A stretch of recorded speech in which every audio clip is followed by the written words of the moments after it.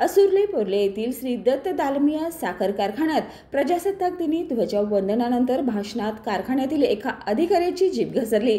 या दोन्ही गावातील राजकीय पुढाऱ्यांना व कर्मचाऱ्यांना त्यांनी अशब्द वापरले। 26 जानेवारी रोजी ध्वजवंदनानंतर अधिकाऱ्यांनी भाषणात राजकीय पुढाऱ्यांना व कर्मचाऱ्यांना उद्देशून तुम्ही कारखान्याचा खाताय आणि कारखान्याच्या जीवावर जगताय अशी भाषा वापरली। हे भाषण मंगळवारी सायंकाळपासून कारखाना पंचक्रोशीत सोशल मीडियावर फिरत असून त्यावर वेगवेगळ्या प्रतिक्रिया उमटत आहेत। यावेळी या भाषणामध्ये मीडियाला देखील अशब्द वापरल्याचं समोर आले।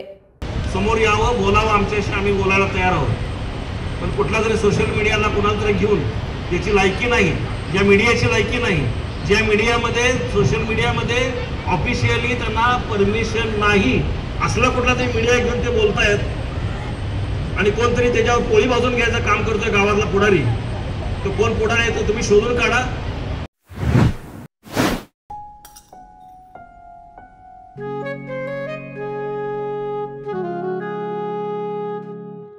बाबा आज येताना बासुंदी घेऊन या ना।